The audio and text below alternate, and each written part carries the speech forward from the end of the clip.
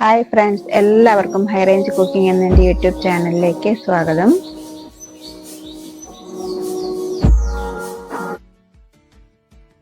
ഇന്ന് ഞാനിവിടെ ഉണ്ടാക്കാൻ പോകുന്നത് വളരെ ടേസ്റ്റിയും ഹെൽത്തിയുമായിട്ടുള്ള ഒരു ദോശയും ചട്നിയുമാണ്. അതിന് വേണ്ടിയിട്ട് നമുക്ക് ഒരു ഗ്ലാസ് ചെറുപയർ വേണം, ഒരു ഗ്ലാസ് റാഗിയും വേണം. ഇത് രണ്ടും ഒരു 5 മണിക്കൂർ നേരം കുതിർത്തതിന് ശേഷം നന്നായി കഴുകിയെടുത്തിട്ടുള്ളതാണിത്. ഇത് നമുക്ക് ഒരു മിക്സിയുടെ ജാറിലേക്ക് ഇട്ട് കൊടുക്കാം. റാഗിയൊക്കെ നന്നായിട്ട് കഴുകിയിട്ടെടുക്കണം. റാഗിയിൽ ഒരുപാട് അതിൻ്റെ തൊലിയും കല്ലും ഒക്കെ കാണും. അതുകൊണ്ട് നന്നായിട്ട് കഴുകിയതിന് ശേഷം വേണം റാഗി കുതിർക്കാൻ വെക്കാൻ വേണ്ടിയിട്ട്.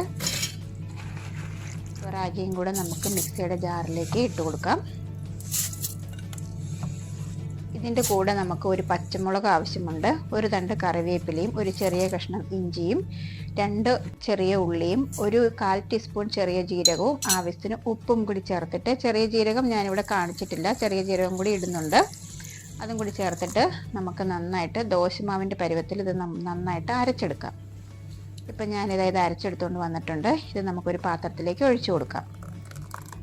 ഇനി നമുക്ക് ഈ മിക്സിയുടെ ജാറ് കഴുകി ഒരു കുറച്ച് വെള്ളവും കൂടി ഒന്ന് ഒഴിച്ചാൽ മതി. വേറെ ഒന്നും ഇതിലേക്ക് ചേർക്കേണ്ട ആവശ്യമില്ല. ഇത് നമുക്ക് അപ്പം തന്നെ ഉണ്ടാക്കിയെടുക്കാം.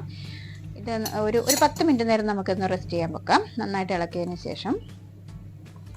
ഇനി നമുക്ക് ചട്നി ഉണ്ടാക്കാൻ എന്തൊക്കെയാണ് വേണ്ടതെന്ന് നോക്കാം. ഒരു പാൻ വെച്ചിട്ട് നമുക്ക് വെളിച്ചെണ്ണ ഒഴിച്ചു കൊടുക്കാം. ഇവിടെ നല്ല തണുപ്പായതുകൊണ്ടാണ് വെളിച്ചെണ്ണ ഇങ്ങനെ ഉറഞ്ഞിരിക്കുന്നത്. ഇതിലേക്ക് നമുക്ക് ഒരു സവോള വേണം, പിന്നെ ഒരു 5-6 ചെറിയ ഉള്ളി വേണം, ഒരു 2-3 പച്ചമുളക് വേണം. പിന്നെ പച്ചമുളകൊക്കെ നമ്മുടെ എരിവിനനുസരിച്ച് കൂട്ടുകയോ കുറയ്ക്കുകയോ ചെയ്യാം. എരിവ് കൂടുതൽ വേണമെങ്കിൽ ഒരു 4 പച്ചമുളകൊക്കെ ചേർക്കാം. ഒരു തണ്ട് കറിവേപ്പിലയും, ഒരു ചെറിയ കഷ്ണം ഇഞ്ചിയും കൂടെ നമ്മളിവിടെ അരിഞ്ഞു വെച്ചിട്ടുണ്ട്. അത് നമുക്ക് ഈ പാനിലേക്ക് ഇട്ട് കൊടുക്കാം. എന്നിട്ടൊന്ന് വഴറ്റിയെടുക്കാം.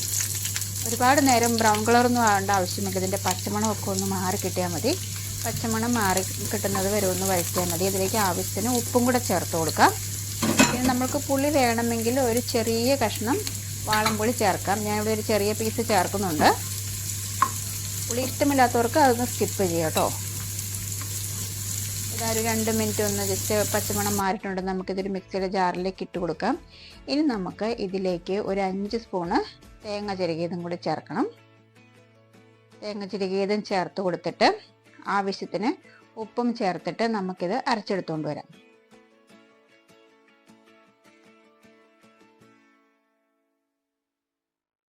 ഇതായപ്പോൾ അരച്ചൊരു പാത്രത്തിലേക്ക് മാറ്റിയിട്ടുണ്ട്.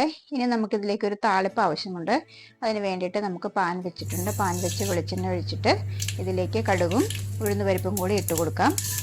അത് പൊട്ടി വരുമ്പോഴേക്കും നമുക്ക് 2 ചെറിയ ഉള്ളി അരിഞ്ഞതും ഒരു 1-2 വറ്റൽമുളകും കൂടി ചേർത്ത് കൊടുക്കാം. ഇത് നമുക്ക് നന്നായിട്ട് ബ്രൗൺ നിറമാവുന്നത് വരെ വഴറ്റിയെടുക്കണം.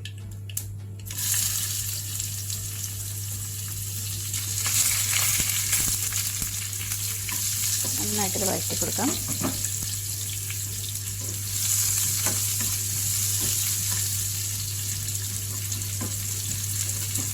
ഇതിലേക്ക് ഈ ഉള്ളിയൊക്കെ ഒന്ന് ബ്രൗൺ നിറമായതിന് ശേഷം നമുക്ക് ഒരു തണ്ട് കറിവേപ്പിലയും കൂടി ഇതിലേക്ക് ചേർക്കണം.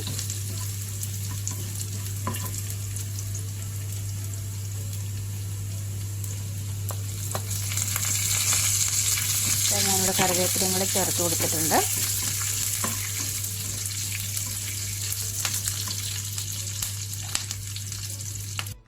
ഇനി നമുക്ക് ഈ ഫ്ലെയിം ഓഫ് ചെയ്തതിന് ശേഷം ഇത് നമുക്ക് ഈ ചട്നിയിലേക്ക് ഒഴിച്ചു കൊടുക്കാം.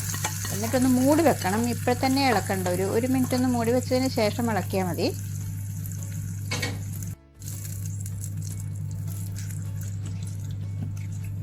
നല്ല ടേസ്റ്റി ആയിട്ടുള്ള ചട്നിയാണ്. ഇനി നമുക്ക് ദോശ ഉണ്ടാക്കാനായിട്ട് പാൻ വെച്ച് ചൂടായതിന് ശേഷം നമുക്ക് ഇതിലേക്ക് ദോശമാവ് ഒഴിച്ചു കൊടുക്കാം.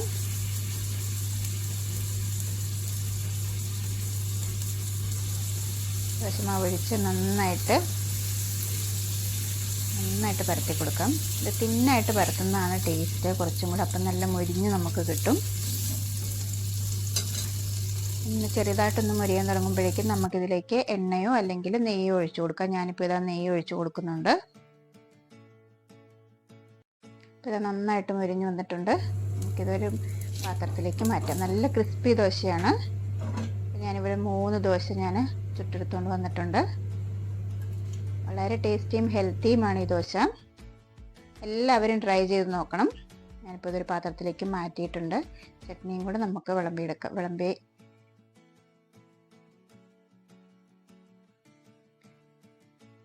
അപ്പോഴെല്ലാവരും ട്രൈ ചെയ്ത് നോക്കണം. വീഡിയോ ഇഷ്ടമായ ലൈക്ക് ചെയ്യണം, സബ്സ്ക്രൈബ് ചെയ്യണം. Thanks for watching. അടുത്തൊരു വീഡിയോയിൽ കാണും വരെ ബൈ.